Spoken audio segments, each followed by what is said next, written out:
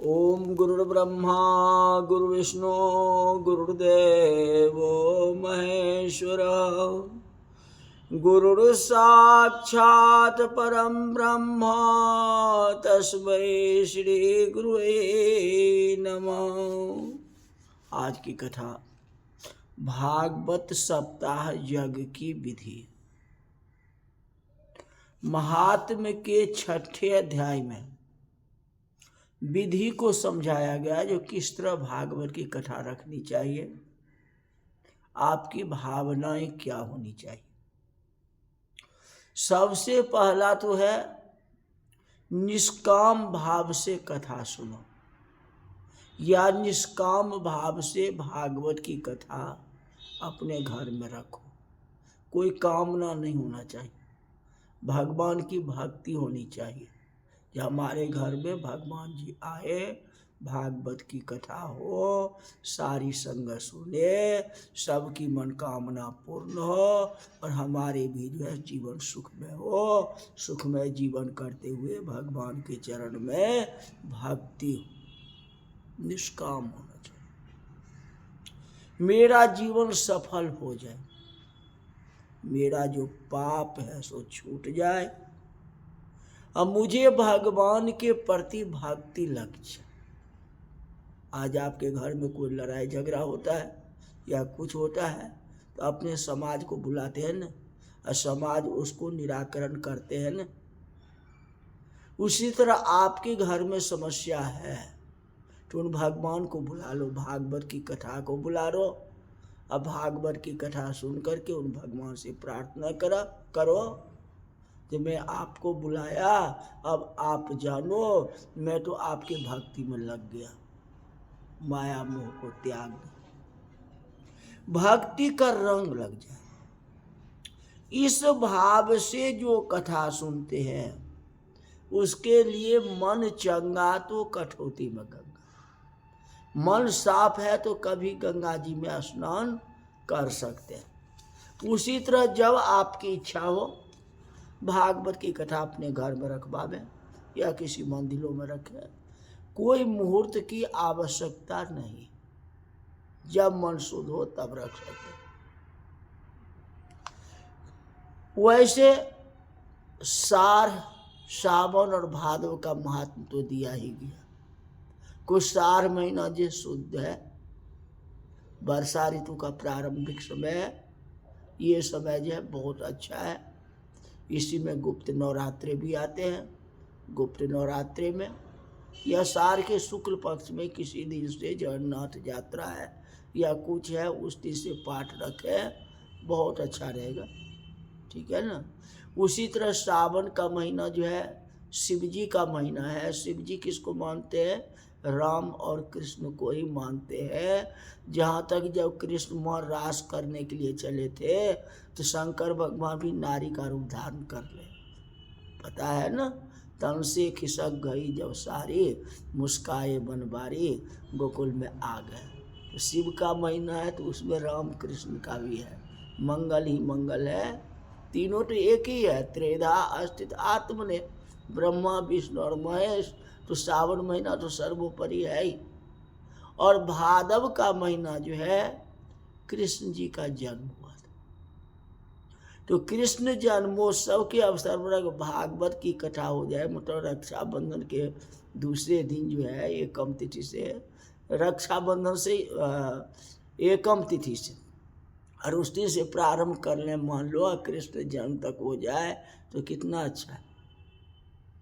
या ऐसी कथा करो 2-3 दिन के बाद शुरू करो और जन्मोत्सव जो है कृष्ण जन्माष्टमी के दिन हो जाए, बधाई हो जाए तो कितनी अच्छी है। तो भादव का महीना भी पवित्र माना गया, उसमें भी कथा कर सकते हो। कार्तिक माघ तो है ही, लेकिन इस बात को चलो शंका मत करो कि हमको इसी महीना में कथा रखनी है, ऐसी वाली बात नहीं है।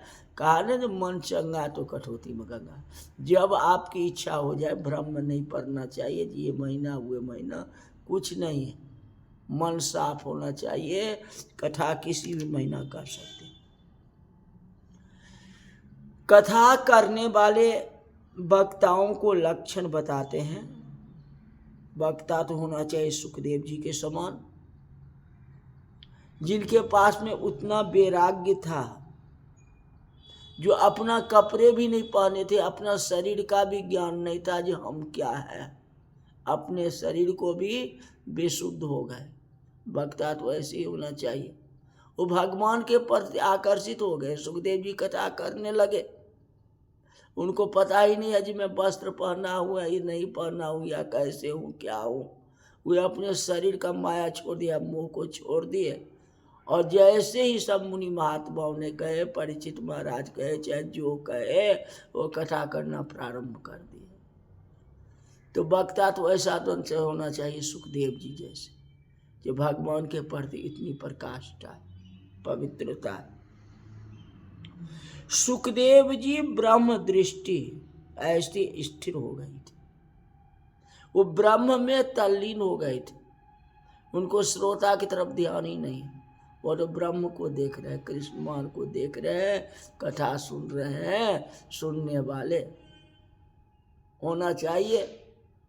ट्रेन जो है, रेलगाड़ी जो है, अपने समय से ही आएगा। आप टिकट कटाओ, बैठो, ये आपके ऊपर डिपेंड है। अगर समय पर आप नहीं गए तो रेलगाड़ी आपकी छूट जाएगी। इसीलिए राम नाम का टिकट कटा लो, नया शहर को जाना है। तो सुखदेव जी ब्रह्म में लीन हो गए, उनको तो भगवान के ऊपर ध्यान है, वो तो चल दिए, कथा की गाड़ी चल दिए। अब गाड़ी को किसको पकड़ना है वो तो आप जानो ने, सुनना है या नहीं सुनना है, ये तो आपके ऊपर है। तो सुखदेव जी जैसी होना चाहिए, ब्रह्म दृष्टि होना चाहिए, जो भगवान में इस तरह से तल्लीन हो गए। वक्ता ऐसा होना चाहिए जो कि वो अपने शरीर को समझे ही नहीं, जो हम स्त्री हैं या पुरुष हैं या क्या है और कैसे हैं, इस भावना को छोड़ दे। अपने दृष्टि में सबको एक समान देखे, जो जीव है, जीव माने, ये नहीं समझे जी ये मनुष्य है, ये पशु है और ये पंछी है, ये भावना नहीं है। 84 लाख जीव है, ये भावना आपके आंखों में होना चाहिए। वक्ता तो ऐसी हो, बतला रहा हूं लेकिन मिलना तो मुश्किल है, ऐसी वक्ता सुखदेव जी जैसे। लेकिन जो बताया गया शास्त्र में करो तो अच्छी बात है, कोई बात नहीं। चाहोगे प्रयास करोगे तो कोई बड़ी बात नहीं। माया छोड़ दोगे, सब में भगवान को देखने लगोगे तो कोई बड़ी बात नहीं है।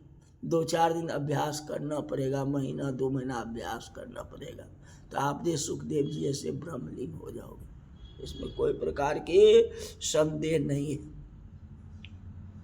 सुखदेव जी की आंखों में भेदभाव नहीं था, ये कौन क्या है और कैसे। जो उनसे बात करते थे उनसे बातें करते थे, अपना काम में लीन रहते थे, ब्रह्म में लीन रहते थे। ब्रह्म दृष्टि होना चाहिए, केवल ब्रह्म को ही देखना चाहिए। बातें करो लेकिन ध्यान में भगवान को रखना चाहिए, हृदय में मेरे भगवान है। इस तरह से जो इस तरह से कथा करता है वह ब्रह्म स्वरूप हो जाता है। ब्रह्म ज्ञानी होना बहुत बड़ा कठिन है, उसके लिए आपको सोचना पड़ेगा। ब्रह्म दृष्टि अस्थिर करना। सुखदेव जी महाराज ब्रह्म दृष्टि में अस्थिर। सुखदेव जी वैराग्य से परिपूर्ण है। विरक्तो वैष्णवो विप्रो वेद शास्त्र विशुद्धिकृत दृष्टांत कुशलो धीरो वक्ता कार्योति अस्प्रिय। लेकिन वक्ता ब्राह्मण का शरीर होना चाहिए। वक्ता कौन होना चाहिए? ब्राह्मण होना चाहिए। ब्रह्मा जी ने 4 वर्ण को स्थापित कर दिए। और चारों वर्ण को अलग अलग काम कर दिए। ब्राह्मणों को वेद पढ़ना है, क्षत्रियों को लड़ाई करना है, वैश्य को व्यापार बिजनेस करना है, शूद्रों की सेवा करनी है। सबको अलग अलग जो अधिकार दिए। आप अपनी अधिकार पर रहो, अपना कर्म करोगे तो आपकी संस्कार अपने आप बनेगी। आप अपनी कर्म को छोड़ देंगे तो कुछ भी नहीं होगा। उसी तरह वेद शास्त्र पढ़ने के लिए ब्राह्मण का शरीर होना चाहिए। गद्दी संभालना जो बहुत मुश्किल है। वह भी ब्राह्मण ऐसा हो जो योग जप करे, गायत्री मंत्र का जाप करे, अपना नित्य कर्म जो है सब करे, नित्य क्रिया जो है जो लिखा हुआ है उसके अनुसार जितना हो। कलयुग है लेकिन प्रयास करे जो भगवान की भजन में लगे रहे। ब्राह्मण तो वही। ऐसे ब्राह्मणों का शरीर होना चाहिए। व्यास विधि पर कहा गया जो दूसरे को बैठने का अधिकार नहीं। क्योंकि आप वेद या शास्त्र कोई भी उठा करके देखो, कहीं कोई मुनि महात्मा ही कथा कर रहे हैं, और जो मुनि महात्मा है वे ब्राह्मण ही, ब्रह्म ही। जो हमारा 24 गोत्र है, ये सब बड़े बड़े मुनि थे। शांडिल मुनि थे, कश्यप थे, भरद्वाजी थे, ये सब इत्यादि से थे। ये सब कथा कहने वाले, सुनने वाले हैं, स्वाध्याय करने वाले बड़े बड़े ऋषि थे, हमारे वंशज है। इसलिए कथा कोशिश करो जो ब्राह्मण के मुख से सुनना चाहिए। अब कहीं कथा होती है तो कथा में अविश्वास तो नहीं कर सकते हो। प्रसाद बिना मांगे खा ले।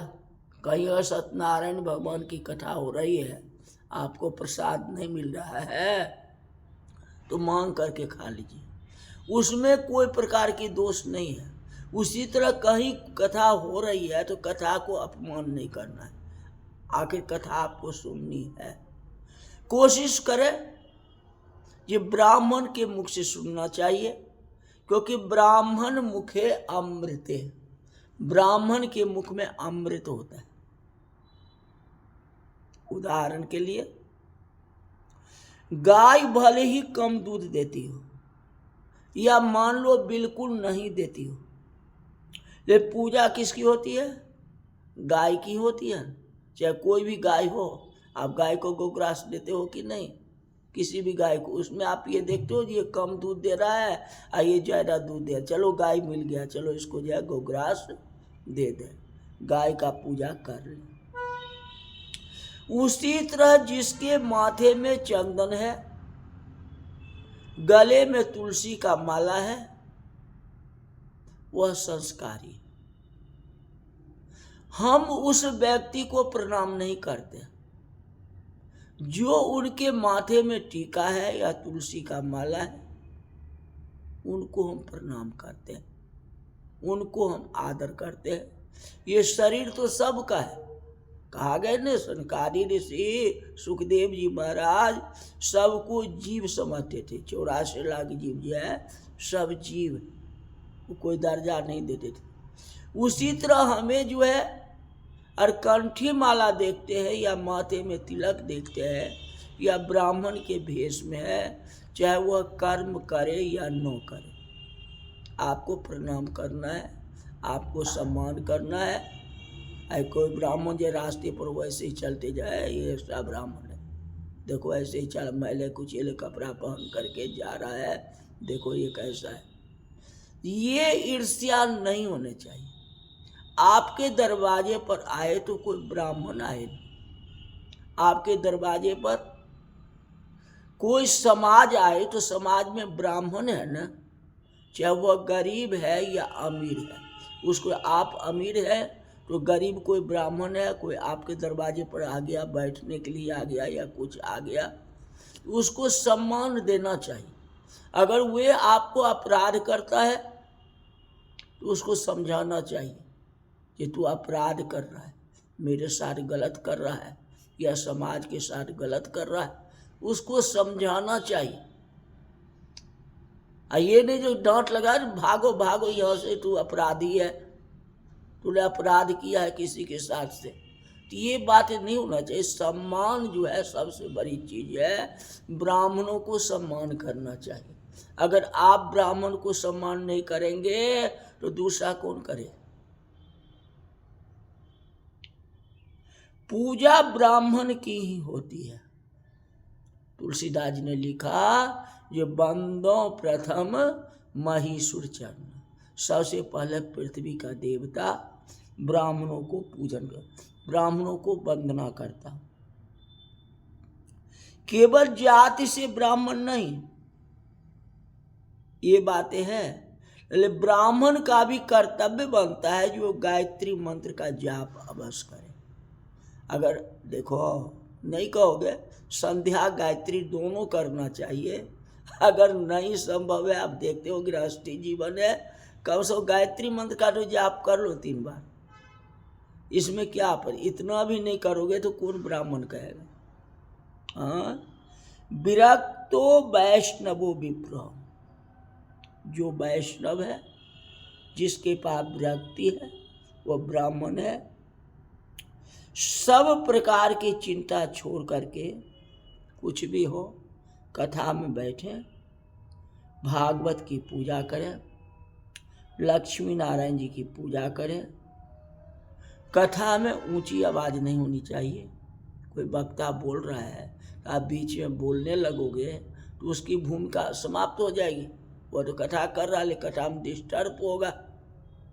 ऐसा न करें, चुपचाप कथा सुने, उत्तर प्रत्युत्तर नहीं करना चाहिए। वक्ता विवेक से ऐसी कथा करे जो कथा 8-10 बरस का बालक बैठा हो, उसको भी कथा में आनंद आवे। मतलब एक बच्चे भी अगर बैठा हुआ है तो उसको भी आनंद होना चाहिए ऐसी कथा को। अगर आप कथा अच्छे ढंग से नहीं करोगे तो चाल पहल होगा ही, बच्चे तो शैतानी करेगा ही। आप बच्चे को साथ बच्चे जैसा व्यवहार करो, ऐसी बात बोल दो तो बच्चे भी शांत होकर के वहाँ बैठा रहे। कथा अति सरल भाषा में करना चाहिए ताकि सभी को बोध हो, ज्ञान हो। दृष्टांत द्वारा सिद्धांत को बराबरी समझाना चाहिए। स्त्रियः शूद्रादयो एच तेषां बोधो यतो भवेत्। यह कथा अति मधुर है, मंगलमयी है, पाप को विनाश करने वाली है, मन को शुद्ध करने वाली है। महात्मिक कथा यहाँ परिपूर्ण होती है। कल से आपको भागवत की कथा अध्याय पहुँचेंगे। आज की कथा यही तक रही। बोल वृंदावन बिहारी लाल की जय।